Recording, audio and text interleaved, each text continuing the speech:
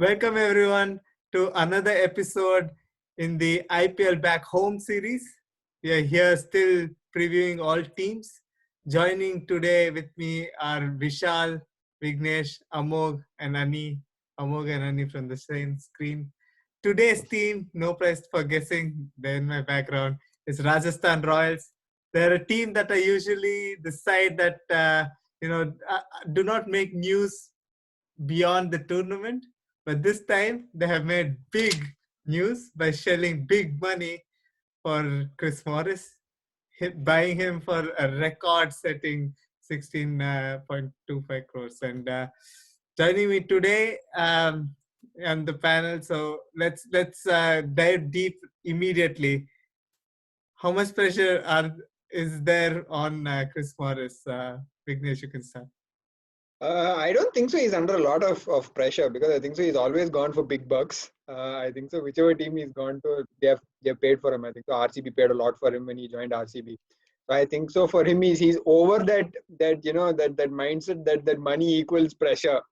I think so. Now he's just enjoying the money that he's getting, and he is performing. I think so. He's performing both with the bat and the ball. So I think so. He's a good buy. I think for the middle order, it adds a little bit of solidity uh, for the Rajasthan Royals. So I think so. It's a really good buy for the RR team. Okay. There's a new captain in the block, Sanju Samson. Amog, your thoughts on him as captain? What do you expect from him? What is the ethos of the team? How will it change? Do you expect anything? Yeah, I mean, this is like Shreyas Iyer taking over captaincy in Delhi Capitals a couple of years ago. Nobody really knew what is the potential of what's going to happen once Shreyas Iyer took over, but you saw how Delhi Capitals grew under his captaincy. Hopefully, the same will happen with Rajasthan Royals. That's all I can say. There's nothing more I can add to it. Okay, and there is also a new person who's in charge of the team, Ani Sangakkara. Your thoughts on his inputs as director of team? Sangakkara has a great IPL experience himself, and he can give in those handy suggestions. I think a player like Yashasvi Jaiswal can probably gain a lot from the left hand. Like Sangakkara can give such inputs to youngsters. I think it's a great opportunity for many of them in the team as well. Yeah, okay. That's a good way to summarize the leadership unit that they have going. Vishal, your thoughts in general on their batting lineup? If you look at the names, there are quite a few stalwarts there. How do you see this team shaping up? If you look from the outside, they are a bit top heavy, in my opinion. So I'm not sure where Butler is going to bat. Looks like Stokes is going to open the batting for them, as he did in the second half of the tournament last year. So if Stokes opens along with Butler, which I'm not sure, then you have Sanju Samson at 3.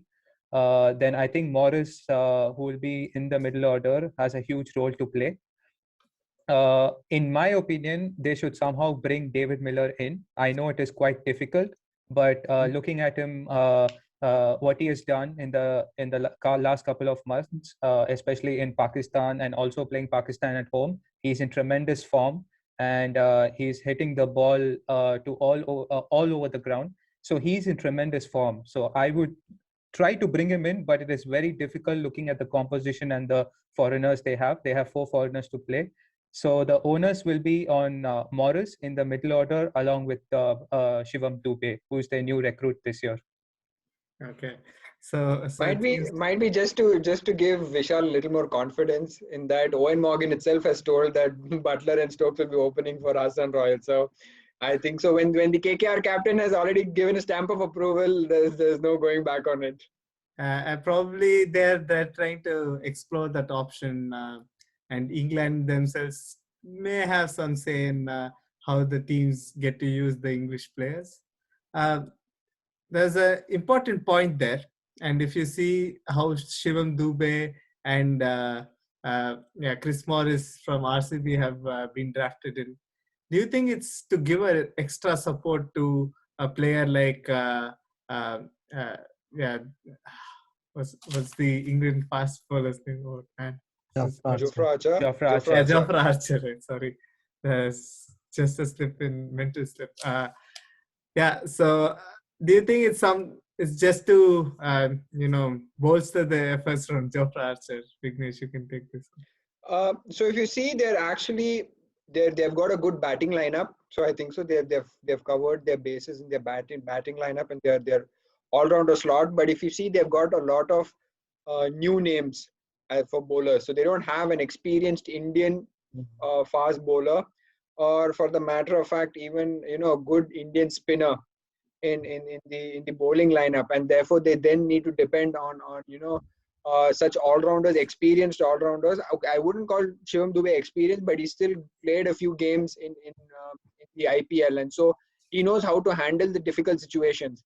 And with with the only other experienced fast bowler being Jaydev Unadkat now, with Jofra Archer missing, I think so both Chris Morris and Shivam Dube will have a crucial role to play with the ball. Yeah, and it will be quite a challenge for Rajasthan Royals with the pace attack. But if there are some green shoots, Amog, I wish to mention a name. Shreyas Gopal, he seems to be doing quite well for them. A young lad, growing through his ranks, especially for Karnataka and also for Rajasthan Royals. Your views on him? Will he be like a leader in the spin quadrant? Yeah, he will be. Along with Tewatia, these two options will definitely be used. Since if you see, I mean, since the last decade or so, it's been leg spinners who rule the IPL at least. So definitely he will be playing a very crucial part. Having like previously mentioned by Vignesh that the pace department has definitely taken an impact, since Archer we are not sure whether he's going to be playing or not. There's no concrete information on that. So the spin department will have to do their best if they have to win matches. Okay. Akshar, and just to add to what Amok said, so they do have the mystery spinner Karyappa and Mayank Markande with them. So you have more of wrist options available there. So I think spin holds a lot for them, as the Indian pace attack is not so great.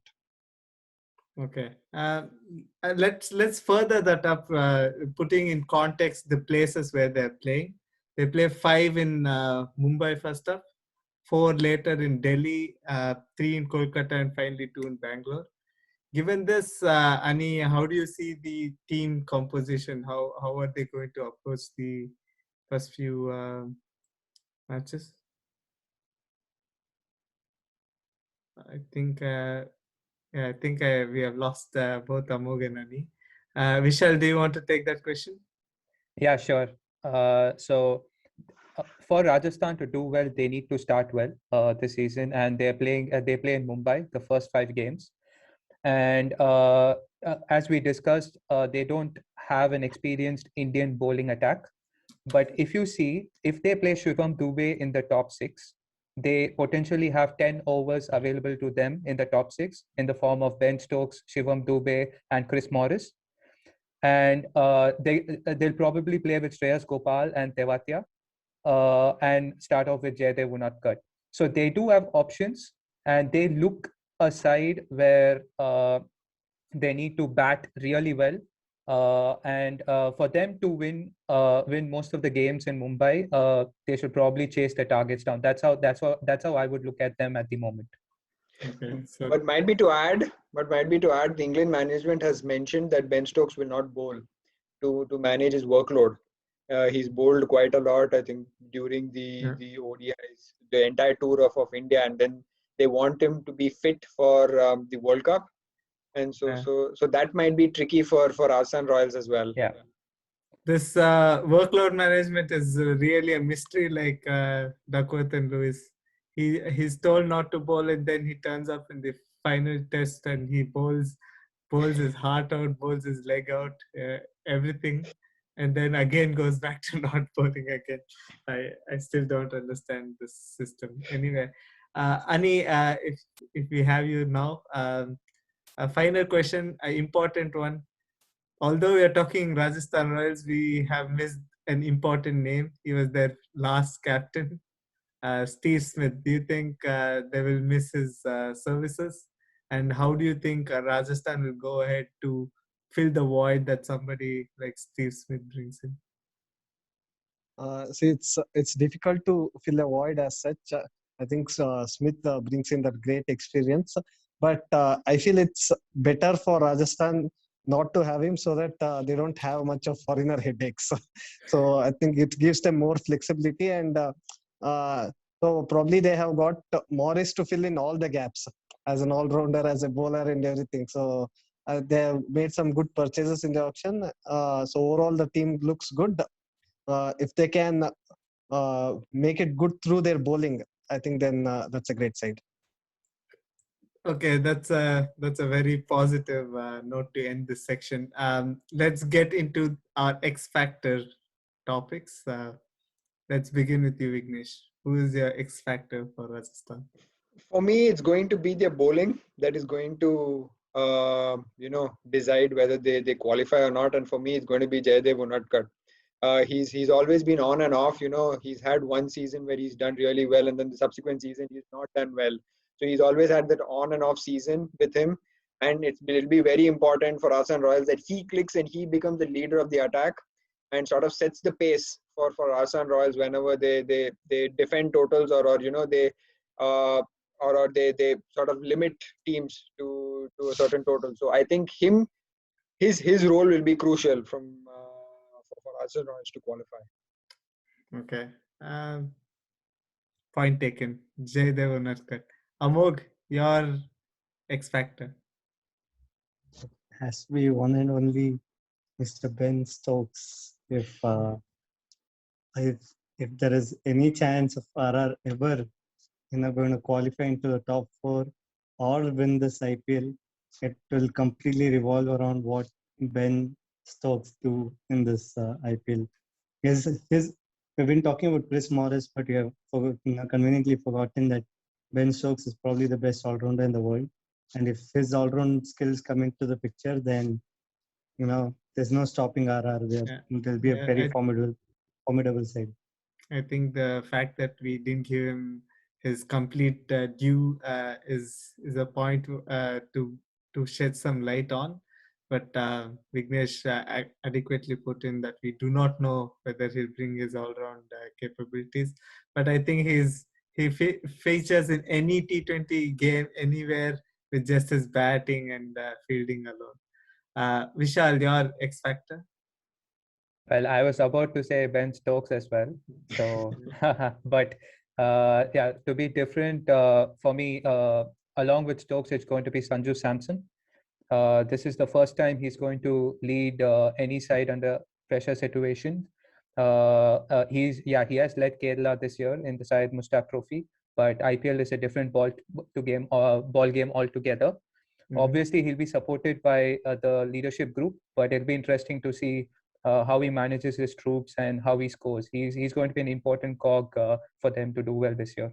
Yeah, that's a very important caveat there. How he scores, he seems to always peak early and never again. But hopefully this year fortune changes, and I'm very excited to see how Sanju Samson is as a captain. Ani, your X Factor? I go with Vishal on Sanju Samson. Samson is the key player for them. And one more player, if I would want to add, is Tewatia. We saw last year that he's not like a one-match wonder. So he can win you games. And I think an Indian player, an Indian all-rounder is always a good thing for a team. I agree. And if he can do the marvels and miracles that he did last IPL, I'm sure RR will be there right up at the top, making a proper claim for the title and also for a place in history. Anyway, thank you, gentlemen, for joining me today. That's the preview for RR. Stay tuned. More teams will follow.